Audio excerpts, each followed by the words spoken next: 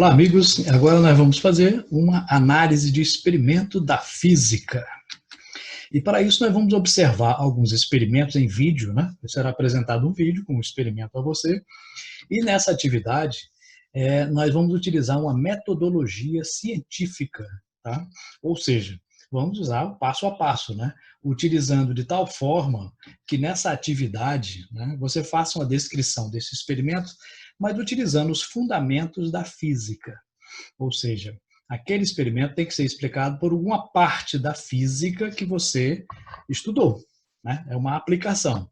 Então, observe bem o experimento, veja os detalhes que ele tem e utilize para isso a sua física para explicar. Só que depois do vídeo vem uma explicação como fazer isto formalmente, né? Como introduzir um procedimento científico e como registrá-lo para entregar ao seu professor, ok?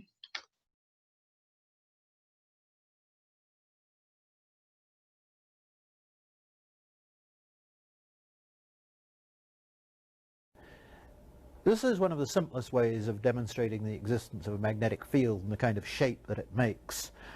We have is a packet of iron filings, and we've got some magnets here. Magnets are mounted on sheets of perspex, and they're mounted in two different ways. This is north-north, south-south.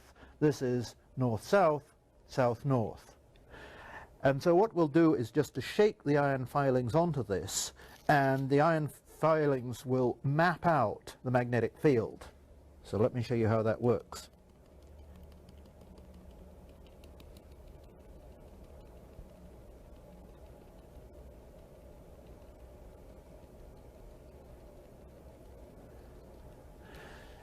You see, we tap it a little bit, it improves it slightly.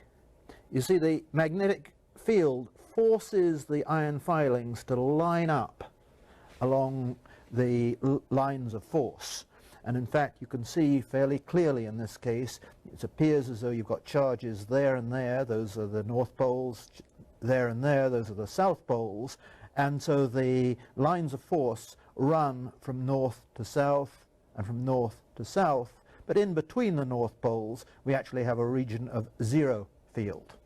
We can do the same over here. And in this case we'll get a slightly different magnetic field pattern.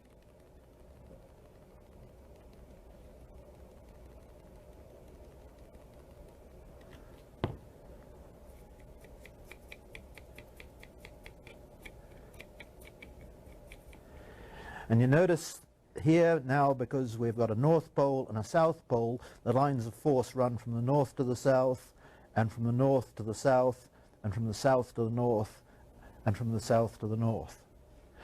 So this is very like the situation we had when we were talking about electrostatic dipoles. It's a little bit more complicated. However, it's a much more visual way of seeing the field. E aí você quer fazer essa análise científica de uma maneira mais formal, né? Como faremos isso? Bom, existem várias formas de descrever um experimento. Aqui é uma delas, mas qualquer uma outra tem que conter, pelo menos, essas informações.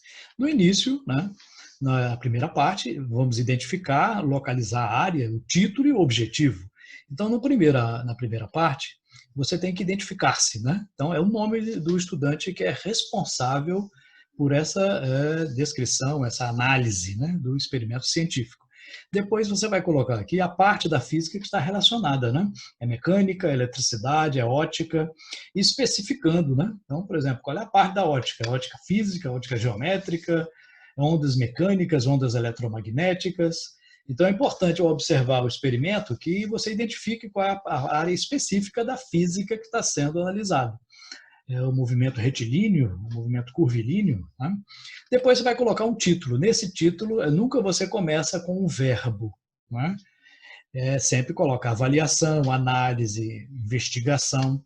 Lembrando que em qualquer descrição, análise ou relatório, né, você sempre, nunca coloca na primeira pessoa. Né? Eu analisei, eu fiz isso. Não, nunca se coloca. No objetivo, você vai começar com o verbo. Tá? Avaliar, determinar, investigar. Né? Então, título sem verbo, objetivo com verbo. Então, nunca usar a mesma raiz da palavra nos dois. Então, determinação, determinar. Avaliação, avaliar. Não, isso fica um som ruim para descrever, né? Isso denota pobreza de linguagem, né? Que não se deve ter em um relatório científico, né? Na segunda parte, nós iremos fazer uma representação esquemática e os materiais utilizados, né?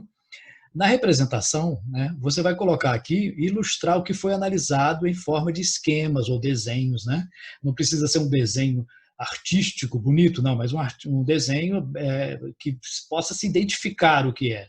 Pode ser triângulos, quadrados, círculos, não tem problema. Pode ser figura geométrica, mas que identifique com um nome ou então com uma referência.